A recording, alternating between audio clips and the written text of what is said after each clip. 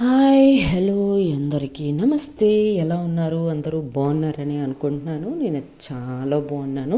Welcome back to our channel love and pride. And మీరు వింటున్నారు Aishwarya. So 1000 సబ్స్క్రైబర్స్కి దగ్గరగా ఉన్నాం. సబ్స్క్రైబ్ చేసుకోండి. కొత్తగా వినేవాళ్ళు, పాత వాళ్ళు లైక్ చేసి స్టార్ట్ చేయండి. ఇంకంతే, ఇట్లా పొడిగా మాట్లాడటమే, ఇంకా ఇంతకంటే జోష్గా మాట్లాడేది ఏమీ ఉండదు. సరే. అండ్ ఈరోజు ఎపిసోడ్ కొంచెం లేట్గా రావచ్చు, బికాస్ నాకు మార్నింగ్ కొంచెం అర్జెంట్ పని ఉండింది గుళ్ళో. సో గుళ్ళో అయ్యగారు పిలిచారు, సో అక్కడికి వెళ్ళాల్సి వచ్చింది. అందుకని అక్కడికి వెళ్ళి వచ్చి తర్వాత వచ్చాక ఈలో పనమ్మాయి వచ్చింది. పనంతా అయిపోయి వెళ్ళేసరికి లంచ్ టైం అయింది. ఇంకా లంచ్ అయిపోయాక డైరెక్ట్గా స్టార్ట్ చేద్దాంలే అని చెప్పి లంచ్ అయిపోయాక స్టార్ట్ చేశా. లైక్ 1:30 అట్లా స్టార్ట్ చేస్తున్నా. సో ఎడిట్ చేసి దీన్ని పోస్ట్ చేసేసరికి లేట్ అవుతుండొచ్చు. మ్యాక్స్ 6కే వస్తుంది, బట్ ఒకవేళ అటు ఇటు అయినా కూడా 7:30 కల్లా వచ్చేస్తుంది ఎపిసోడ్. ఓకే. సో అందరూ ప్లీజ్ మళ్ళీ మళ్ళీ అడుగుతున్నానని మాత్రం అనుకోకండి. 1000 సబ్స్క్రైబర్స్కి దగ్గరగా ఉన్నాం కాబట్టి ఇన్నిసార్లు అడగాల్సి వస్తుంది. సో ప్లీజ్ సబ్స్క్రైబ్ చేసుకోండి. మీ ఫ్రెండ్స్కి వాళ్ళకి కూడా షేర్ చేయండి, తప్పులేదు. బికాస్ మన సిరీసెస్లో పెద్ద వల్గారిటీ ఏమీ లేదు కాబట్టి నాకు తెలిసి మెచ్యూర్డ్ అమ్మాయిలు అబ్బాయిలు ఎవరైనా మన స్టోరీస్ వినొచ్చు, తప్పులేదు. సో ప్లీజ్ షేర్ చేయండి, కమెంట్ చేయండి. చెప్తున్నాను కదా, ఏదో ఒక రోజు మీ అందరూ నేను వద్దంటున్నా లైక్లు చేస్తారు, నేను వద్దంటున్నా షేర్లు చేస్తారు, నేను వద్దంటున్నా కమెంట్స్ చేస్తారు. అలాంటి ఒక రోజు వచ్చేలా చేస్తా చూడండి. నాకు చాలా ప్లాన్స్ ఉన్నాయి. ఏదో మంచి రోజు చూసుకొని మంచిగా ఒక పాట డైరెక్ట్ చేసి మార్కెట్లో మన యూట్యూబ్లో వదిలేస్తా. ఆ రోజు మ్యామ్ నేను సబ్స్క్రైబ్ చేసుకుంటా అని ఎగబడి సబ్స్క్రైబ్ చేసుకోవాలి అందరూ. చెప్తున్నా ఆమా, సబ్స్క్రైబ్ చేయాలి. ఆ పాట విని ఆ డైరెక్షన్ చూసే భలే తీశారు మేడం ఇక్కడ, పక్కా సూపర్ అక్క ఇక్కడైతే అని చెప్పి కమెంట్స్ చేయాలి. లైక్ అసలు పాట మ్యూజిక్ వినగానే లైక్ బటన్ మీదకి వేలు వెళ్ళిపోవాలి. అలా తీస్తాను చూడండి, అప్పుడు తెలుస్తుంది. నేను వద్దంటున్నా, అదేంటి మేడం మేము ఇస్తామంటే మీరు వద్దంటారు అనాలి. ఆ రోజు వస్తుంది, వెయిట్ చేయండి. ఓకే, మరీ ఎక్కువైపోయింది కదా సెల్ఫ్ డబ్బా. సరే, మన స్టోరీలోకి వెళ్ళిపోదాం. సో ప్రీవియస్ ఎపిసోడ్లో మనం ఏం చూసామంటే, లైక్ ఐషు దేవా అని దేవా ప్రేమ అర్థం చేసుకొని తన మనసులో మాట తను పడుకున్నప్పుడు తన మనసులో మాట కూడా బయటపెట్టి ఒక చిన్న ముద్దిస్తుంది. అలా ముద్దు పెట్టుకున్నప్పుడు ఐషుకి ఎలాంటి హెల్త్ ఇష్యూస్ రాలేదు.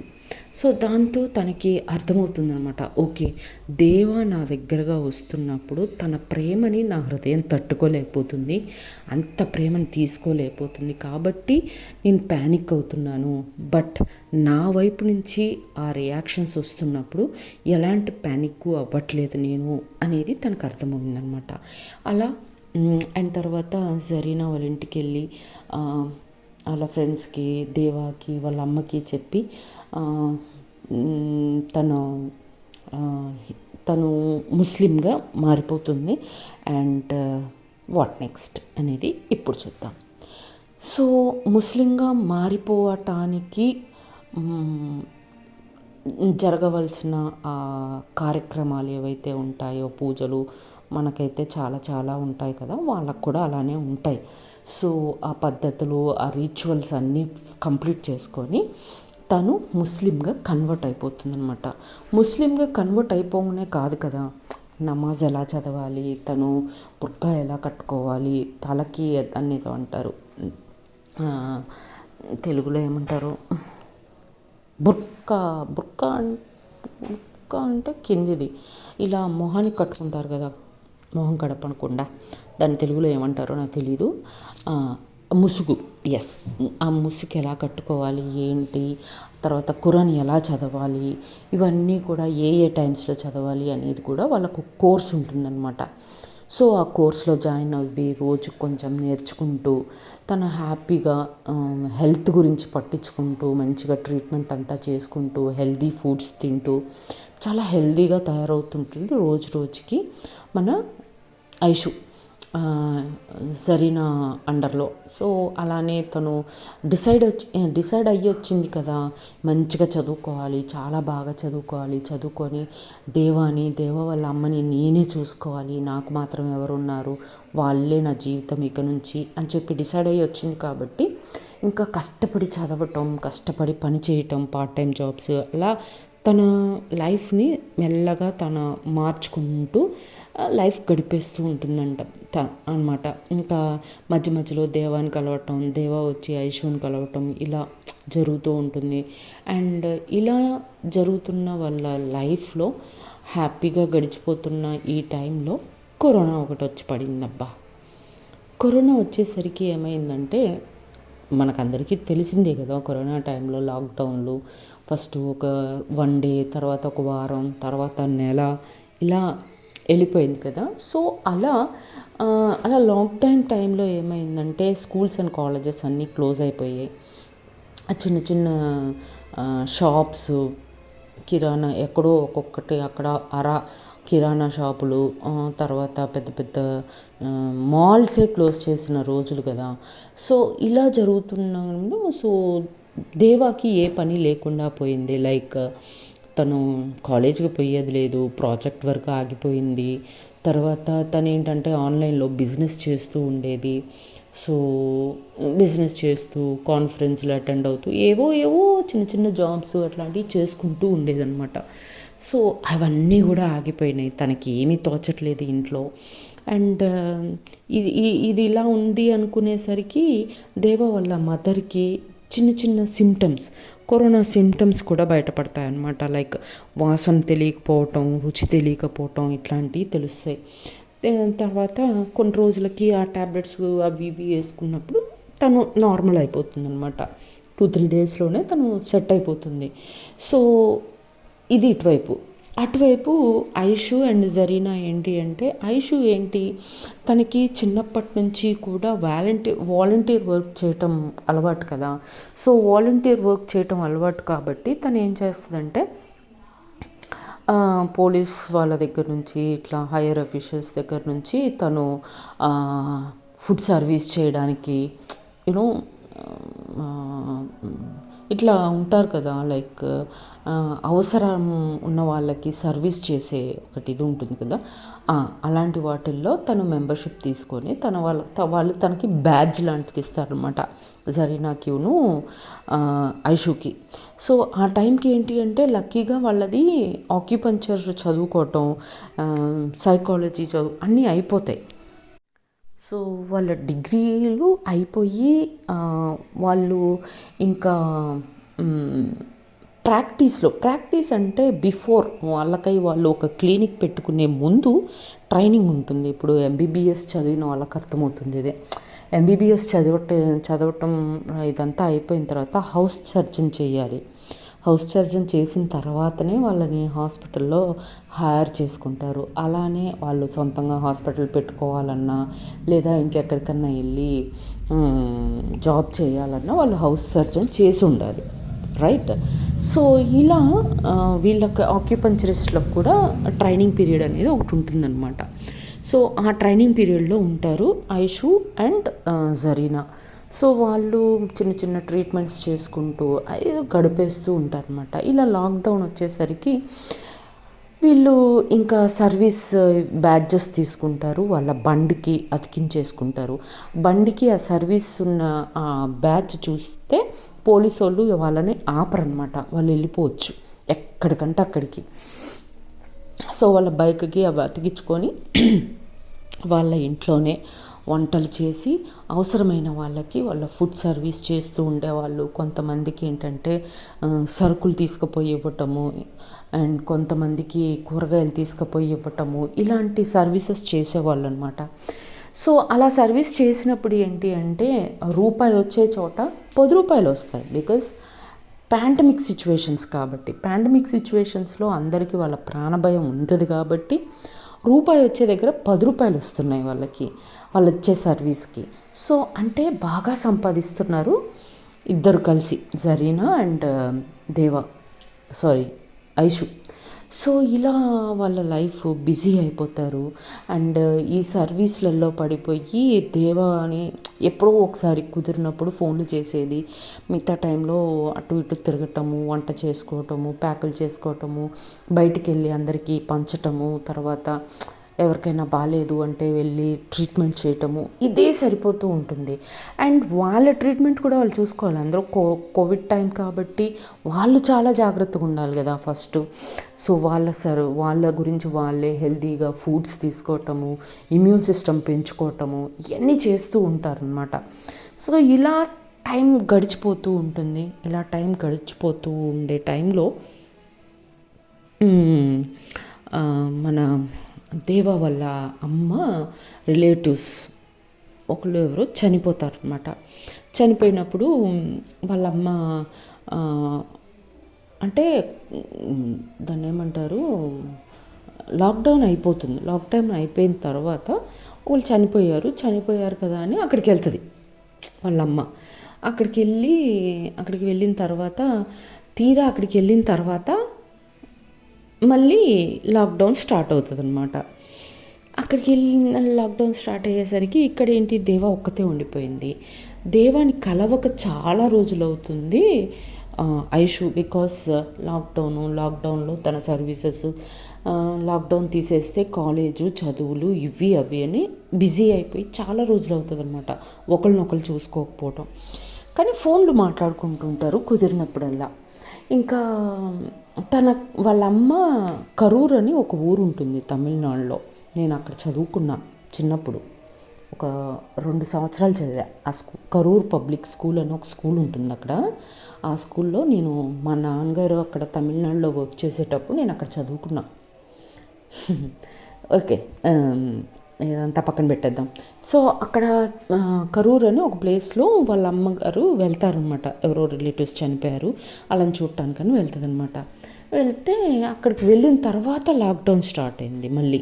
ఇంకా వీళ్ళకి ఆల్రెడీ సర్వీస్ చేయడానికి వీళ్ళ దగ్గర బ్యాడ్జెస్ ఉన్నాయి కదా, వీళ్ళు మళ్ళీ బ్యాడ్జెస్ పెట్టుకొని తిరగడం మొదలు పెడతారనమాట మన ఐషు అండ్ జరీనా. ఈలోపు అక్కడే వాళ్ళ అమ్మ ఇరుక్కుపోయేసరికి ఇమీడియట్గా ఐషుకి ఫోన్ చేస్తుంది దేవా. నేను ఒక్కదాన్నే ఉన్నాను, అమ్మ పలానా చోటుకి వెళ్ళింది, అక్కడే ఉండిపోయింది, నాకు భయంగా ఉంది, అమ్మని ఎలా అయినా తీసుకురావా ప్లీజ్ అని చెప్పి అంటుందన్నమాట. అనగానే సరే నువ్వు కంగారు పడకు, నేను వెళ్తాను, నేను జరీనా ఇద్దరం వెళ్ళి తన్ని ఎలా అయినా తీసుకొని వస్తాము, మా బండి అయితే ఎవరు ఆపర్లే అని చెప్పేసి ఇంకా ఇద్దరు కలిసి వెళ్తారనమాట. వెళ్ళి వాళ్ళ అమ్మని అక్కడి నుంచి తీసుకొని వచ్చేసిన తర్వాత చాలా రోజుల తర్వాత జరీనా అండ్ ఐషు ఇద్దరు మన దేవ వాళ్ళ ఇంటికి వస్తారనమాట. ఇంటికి వచ్చిన తర్వాత సరే అని ఇంకా ఇంటి దాకా వచ్చిన వాళ్ళు దేవాన్ని చూడకుండా అయితే వెళ్ళదు కదా ఐషు. సరే అని ఇంకా లోపలికి వస్తారనమాట. లోపలికి వచ్చిన తర్వాత వాళ్ళ మదర్ని ఇమీడియట్గా స్నానం చేయండి ఆంటీ, మంచి రోజులు బాగాలేవు కదా, మీరు కనీసం ఇప్పుడు వాళ్ళంటే ఆ డ్రెస్ని ఏదో అంటారబ్బా, గుర్తురాదు సడన్గా నాకు, బ్లూ కలర్ కవర్స్ లాంటి డ్రెస్సెస్ వేసుకునేవాళ్ళు కదా అప్పుడు కరోనా టైంలో. సో అలా వేసుకొని చేతులకు గ్లౌజులు, మాస్కులు అన్నీ పెట్టుకొని ఉన్నారు కాబట్టి ఎప్పటికప్పుడు శానిటైజ్ చేసుకొని ఎవ్రీ 1 అవర్కి ఒకసారి మాస్క్ మారుస్తూనే ఉండేవాళ్ళు ఐషు వాళ్ళు. సో మేమంటే మాకు ప్రికాషన్స్ ఉన్నాయి, మేము శానిటైజ్ చేసుకుంటూనే ఉన్నాము, బట్ మీరు బయట నుంచి వచ్చారు, అందులో ఇంట్లోనే ఉండిపోతారు కాబట్టి మీరు స్నానం చేయండి అని చెప్పి తను స్నానం చేయమని చెప్తారనమాట. తర్వాత దేవాన్ని చూస్తుందన్నమాట. దేవాన్ని చూసి షాక్ అయిపోతుంది ఐషు. ఎందుకంటే అలా తయారైపోతుంది అనమాట, బక్కగా అయిపోయి కళ్ళన్నీ లోపలికి వెళ్ళిపోయి డార్క్ సర్కిల్స్ వచ్చేసి ఒక పేషెంట్ లాగా కనబడుతుంది ఐషుకి దేవాన్ని చూసి ఐషు, ఏమైంది నీకు, ఏంటి ఇలా ఉన్నావు అని అడుగుతుంది అనమాట. అనగానే ఏమైంది, బాగానే ఉన్నాను కదా అంటే, ఏంటి నాటకాలు ఆడుతున్నావా, నా ఆరోగ్యం చూసుకో, నీ ఆరోగ్యం చూసుకో, నీ ఆరోగ్యమే నాకు ముఖ్యం, నువ్వు తప్ప నాకెవరూ లేరు, నీ ఆరోగ్యం బాగుండాలి, నువ్వు హ్యాపీగా ఉండాలని నాకు ఇన్ని కథలు చెప్పి నువ్వేం చేస్తున్నావు, నీ ఆరోగ్యం నువ్వు పట్టించుకోవా, నువ్వు చెప్పావని నీకోసం నేను ఉండాలి, నీకోసం నేను ఎంత కష్టమైనా పడాలని చెప్పి నేను పరిగెత్తుతూ నా ఆరోగ్యాన్ని చూసుకుంటూ హెల్తీగా తింటూ నేను ఇప్పుడు ఆరోగ్యంగా ఉన్నాను, నీ మొహం ఒకసారి అద్దంలో చూసుకున్నావా అని తిట్టడం మొదలు పెడుతుంది ఐషు దేవాని. అప్పుడు అరే నాకేమైంది, నేను బాగానే ఉన్నాను అని అంటది. లేదు లేదు అసలు ఎంత. అప్పుడు జరీనా కూడా అంట, అవును ఏంటి ఇలా ఉన్నావు, బయట తిరిగే మేమే ఇంత హెల్తీగా ఉన్నాము, నువ్వు ఇంట్లోనే ఉంటున్నావు, మంచిగా తినట్లేదా, పడుకోవట్లేదా అని చెప్పుద్ది అనమాట.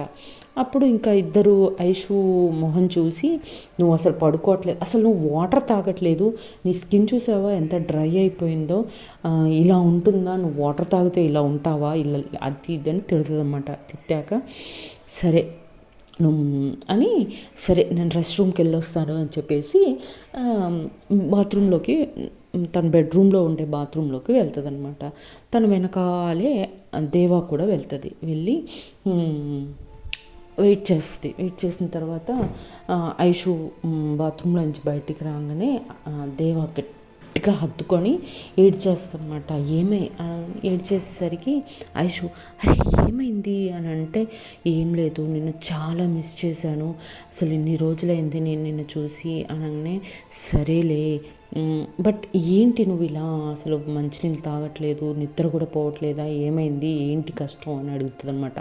అంటే అప్పుడు చెప్పుద్ది, లేదు 24 ఎక్కువసేపు ఆ కంప్యూటర్ ముందే కూర్చోవాల్సి వస్తుంది, కాన్ఫరెన్స్లని, బిజినెస్ మీట్స్ అని అవని, అండ్ ఆ బిజినెస్ సరిగ్గా నడవట్లేదు, ఆన్లైన్ బిజినెస్ ఒకటి చేస్తూ ఉంటుందని చెప్పాను కదా, సో అది అసలు నడవట్లేదు, నడిచినా కూడా నాకు రావాల్సిన కమిషన్ వాళ్ళు ఇవ్వట్లేదు, అదొక టెన్షన్ అయిపోయింది నాకు, అసలు ఇల్లు ఎలా గడపాలి ఏంటి అనేది అర్థం కావట్లేదు, దాంట్లో ఈ కోవిడ్ ఒకటి అది ఇది అని బాధపడుతూ ఉంటుందన్నమాట దేవా. అప్పుడు ఐషు ధైర్యం చెప్పిద్ది, అరే నేను ఇంతగా పరిగెత్తేది ఎవరి కోసం, నీ కోసం కాదా, నువ్వు నా కోసం పరిగెత్తాలి అనుకున్నప్పుడు నేను నీ కోసం పరిగెత్తుతా అనుకున్న దాంట్లో తప్పే ఉంది, నేను ఏది చేసినా నీ కోసమే కదా, నేను ఇప్పటిదాకా నా కోసం నువ్వు బ్రతుకుతున్నావు కాబట్టి నీ కోసం నేను బ్రతకాలి అనుకున్నాను, బట్ నువ్వేంట్రా అంటే ఇలా ఉన్నావు, ఇలా ఆలోచిస్తున్నావు అని బాధపడుతుంది అనమాట దేవాన్ని చూసి.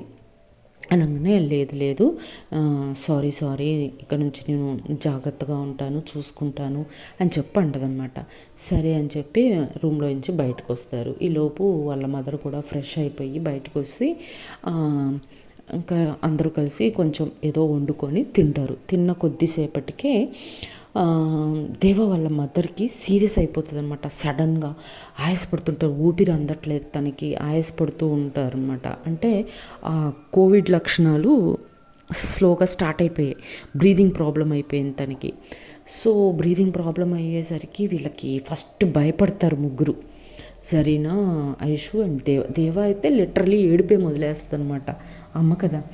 సో అమ్మ ఏమైందంటే ఊపిరి ఆడట్లేదమ్మా అని చెప్తూ ఉంటుందన్నమాట. ఈలోపు జరీనా తనకి తెలిసిన హాస్పిటల్స్కి వాటికి అన్నిటికీ ఫోన్లు చేస్తూ ఉంటుంది. అన్ని చోట్ల నుంచి ఒకటే రిప్లై, నో వేకెన్సీ, బెడ్స్ లేవు, ఆక్సిజన్ మాస్కులు లేవు, అయిపోయినాయి ఇదే వినిపిస్తూ ఉంటుంది. కానీ వేకెన్సీ ఉంది, రండి తీసుకొని పేషెంట్ని అనేది ఎక్కడా వినపడదు అనమాట. ఏం చేయాలి, ఎలా చేయాలి అని ఆలోచిస్తూ దేవానేమో ఏడుస్తూ ఉంటుంది, తన్ని కన్సోల్ చేసుకుంటూ. లాస్ట్కి ఇక ఇట్లా కాదు, ఇంట్లో కూర్చుంటే కుదరదు, ఎక్కడైనా చిన్న క్లినిక్ అయినా దొరుకుతుంది, ముందు మనం అమ్మని తీసుకొని బయలుదేరిపోదామని ఐషు ఉంటుంది అనమాట. అనగానే సరే అని చెప్పి వెంటనే ఒక తెలిసిన డ్రైవర్కి ఫోన్ చేస్తే వాడు కారు తీసుకొని వచ్చేస్తాడు. వెంటనే కారు అంబులెన్సో నాకు కరెక్ట్గా గుర్తులేదు.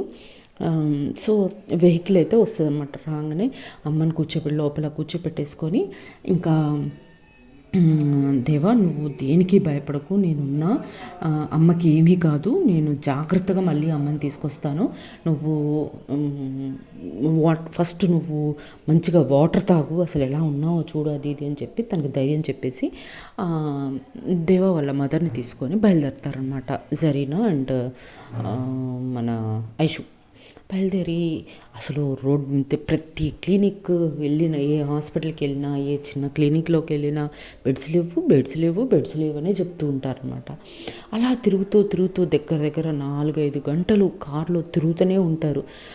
ఎక్కే కారు దిగే కారే తప్ప ఎక్కడా కూడా దొరకవు.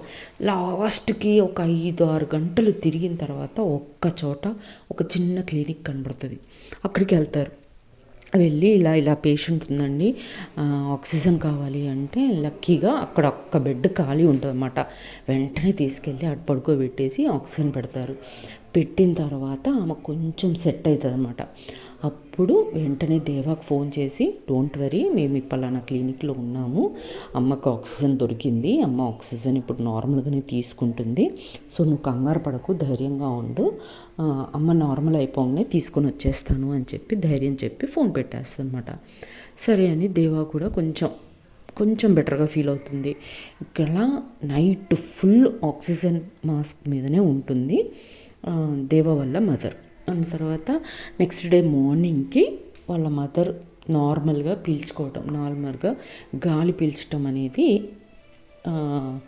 స్టార్ట్ చేస్తుంది అన్నమాట. స్టార్ట్ చేసిన తర్వాత ఇంకా అమ్మయ్య, దేవుడు ఊపిరి అనేదాన్ని ఎంత ఇదిగా ఇచ్చాడు కదా. ఆ తర్వాత ఇంకా అక్కడ నుంచి సరే అని చెప్పేసి ఇంకా వాళ్ళ అమ్మని తీసుకొని ఇంటికి వచ్చేస్తారు. ఇంటికి వచ్చిన తర్వాత వాళ్ళ అమ్మని చూసి దేవా భయపడిపోయి వాళ్ళ అమ్మని గట్టిగా పట్టుకొని, అమ్మ చాలా భయం వేసిందమ్మ, నన్ను వదిలిపెట్టి నువ్వు కూడా ఎక్కడ వెళ్ళిపోతావో, నేను ఎక్కడ అనాథనైపోతానో అని చాలా భయం వేసిందమ్మా, అట్లా అని ఏడుస్తూ ఉంటుంది అన్నమాట. ఏడుస్తూ ఉంటే అప్పుడు ఐషు దగ్గర లాక్కొని, అలా ఎందుకు అనుకుంటావే, అందరి దగ్గర నుంచి దేవుడు నా దగ్గర నుంచి లాక్కుపోయినట్టుగా అందరి దగ్గర అలా లాక్కుపోడు, నాన్నని ఈ మధ్య కదా తీసుకెళ్ళాడు, ఇప్పట్లో అమ్మని ఏం తీసుకెళ్ళాడు, చాలా రోజులు బ్రతుకుతుంది అమ్మ, మనం బ్రతికించుకుందాం అమ్మని, నేనున్నాను కదా, నీకెందుకు బాధ, నేను చూసుకుంటాను మిమ్మల్ని అని చెప్పి మళ్ళీ ధైర్యం చెప్పిద్దనమాట ఐషు దేవాకి. ఇంకా అలా అంతే, ఐషు దేవా వాళ్ళ అమ్మ మీరు వెళ్ళి రెస్ట్ తీసుకోండి, మీకు రెస్ట్ చాలా అవసరం అని చెప్పేసి అనగానే సరే అని చెప్పేసి జరీనా దేవా వాళ్ళ మదర్ని బెడ్రూమ్లోకి తీసుకెళ్తుంది పడుకోబెట్టడానికి. ఇంకా ఇటువైపు దేవా చాలా ఏడుస్తూనే ఉంటుంది అనమాట కంటిన్యూస్గా.